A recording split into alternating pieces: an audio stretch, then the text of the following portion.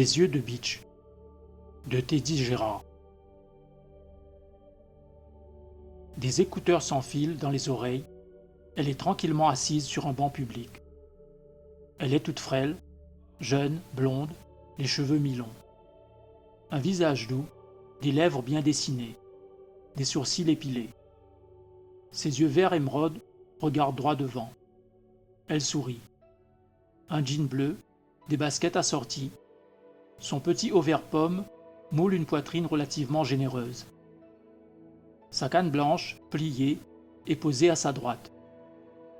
Son petit sac noir est sur son dos. Ceinturant son bassin, son petit sac banane est noir lui aussi. À son poignet gauche, une gourmette en argent personnalisée. Lucie est gravée en cursive. La jeune femme blonde, le regard dans le vide, attend, patiemment. À une 50aine de mètres, entrant ou sortant du KFC, des clients baignent dans un mélange de lumière naturelle et de lumière artificielle.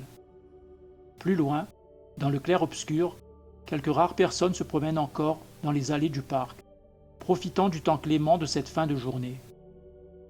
Une dizaine de minutes s'écoulent, en écoutant Terry Moïse. Sous l'effet de la brise, quelques brins de ses cheveux fins et soyeux échappent un instant à la pesanteur. Lucie soupire. L'instant d'après, elle ouvre le compartiment téléphone de son sac banane. Elle prend son iPhone. Elle dit « Arrête la musique. Appelle maman. » Une sonnerie, une autre, et après la troisième, une voix féminine se fait entendre. « Allô? Allô? Bonsoir maman. » dit la jeune femme à la voix fluette. « Bonsoir ma chérie. Ça va? Pas trop fatiguée? » ?»« Ça va, mais tu avais dit 19h30 et il est presque 20h. »« Je sais, je suis désolée, » dit sa mère. « mais la réparation prend plus de temps que prévu. En fait, je pense que ce serait mieux que tu prennes le bus. » Après un instant de silence, un soupir, Lucie répond. « D'accord. Tu m'appelles quand tu es dans le bus. Ok, à plus dans le bus. Bisous, maman. » La jeune femme blonde range son téléphone et ses écouteurs dans son sac banane. Puis elle le referme. Elle prend sa canne, qu'elle déplie machinalement. Elle n'a pas besoin de se presser. Le bus 27 passe à 20h15 et traverser le parc ne lui prend que quelques minutes. La canne balaie le trottoir, puis l'allée centrale du parc. Lucie avance d'un pas assuré. Elle connaît bien ce trajet. La journée a été longue. Prendre les bulletins de vote et les professions de foi déjà pliées par une collègue, mettre le tout dans une enveloppe A5, enlever la bande adhésive, refermer l'enveloppe. Lucie a fait ça toute la semaine. Heureusement, c'était son dernier jour. Elle commence une autre mission au début du mois prochain. Se profile une semaine de repos bien méritée. Après une vingtaine de mètres, Lucie balaie l'allée de gravier, maintenant bordée par deux haies bien entretenues. Peu de bruit, peu de monde. Au loin, les quelques mots d'une fillette sur un vélo. Le rire d'un petit garçon en roller. Elle croise un homme et une femme qui discutent en pressant le pas en direction du KFC. Derrière elle, des bruits de foulée régulière, qui se rapprochent. La respiration rapide. Un homme, sans aucun doute. La jeune femme blonde avance encore d'une trentaine de mètres. Elle a compté ses pas. Encore 6 pas et elle devra tourner à droite, dans une allée secondaire, à cet endroit où l'allée centrale n'est plus bordée par les haies. Soudain, la lumière pénètre son esprit. Son cœur s'accélère. Lucie s'arrête. Elle le sait. Elle est en danger. Elle voit tout autour d'elle. L'allée, les haies, les arbres, les branches. À 2 ou 3 mètres au-dessus d'elle, le petit écureuil qui court sur la branche pour disparaître derrière le tronc. Lucie s'est arrêtée, mais ça n'a pas duré plus de 2 secondes. Elle a repris son balayage. Elle se concentre sur sa respiration. Progressivement, son rythme cardiaque diminue. Elle pense avoir identifié la nature du danger.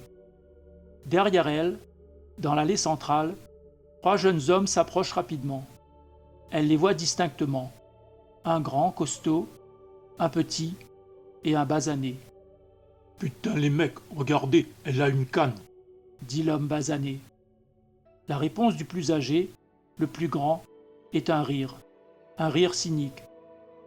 Les 3 jeunes hommes accélèrent le pas. Lucie, en tournant à droite, passe derrière la haie.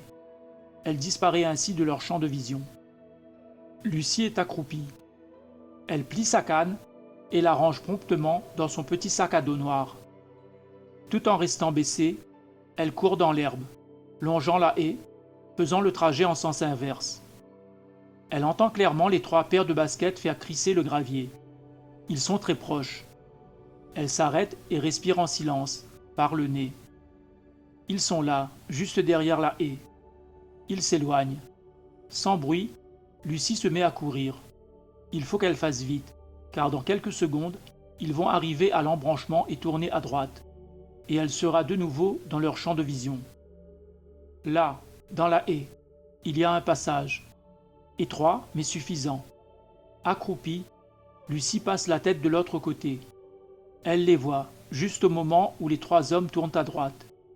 Silence et souplesse féline, Lucie se faufile de l'autre côté. Les prédateurs sont surpris. Leur proie a disparu. Le basané verbalise leur étonnement. « Putain, elle est passée où notre petite bitch ?» Le plus petit hausse les épaules. « On se sépare !» ordonne le plus grand. « Toi, tu prends l'allée !» ajoute-t-il à l'attention du petit. Juste un instant, Lucie est debout. Sa tête dépasse de la haie. Elle voit le trio se séparer. Le basané et le chef ont pris à gauche. Le 3e, le plus petit, continue tout droit. Aucun des 3 ne regarde dans sa direction.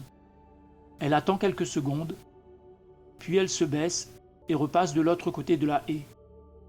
Parfaitement immobile, respirant calmement, silencieusement, elle attend. Quelques secondes. Le petit est à une 40aine de mètres et il va passer derrière le tronc d'un arbre relativement imposant. Les 2 autres, accélérant le pas, ont disparu derrière les arbres. Lucie s'élance à une vitesse phénoménale, court, slalom, fuse entre les arbres pour se rapprocher de l'allée secondaire. C'est bon, il ne l'a pas vue. Cachée derrière un arbre, elle expire en silence tout l'air de ses poumons. Elle inspire, lentement. Elle attend quelques instants. Il est à environ 10 mètres devant elle. Promptement, elle prend sa canne dans son sac. Elle la déplie, la pose contre l'arbre. Elle ouvre son sac banane et elle en sort une bombe anti-agression. La canne dans la main droite, la bombe dans la main gauche, elle avance rapidement. La bonne distance. Elle doit évaluer la bonne distance. 6 mètres.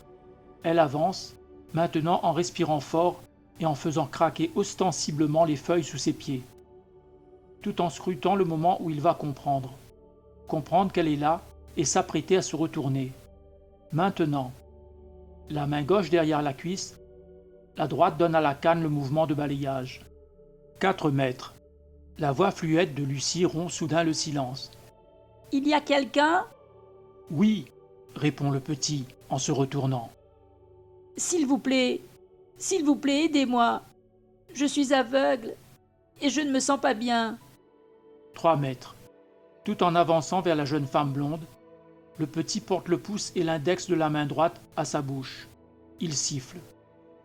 2 mètres. Bien sûr que je vais vous aider, mademoiselle. 1 mètre. Lucie inspire profondément par le nez. Maintenant, en un éclair, elle lève le bras gauche et appuie. Le jet de lacrymogène atteint le petit en pleine face. « Ah, salope !» Tout en criant, il s'apprête à frotter des 2 mains ses yeux qui pleurent. L'artère carotide est une bonne option, pense Lucie. En un éclair, le tranchant de sa main droite décrit un mouvement circulaire. Elle frappe fort. Le petit s'écroule d'un bloc.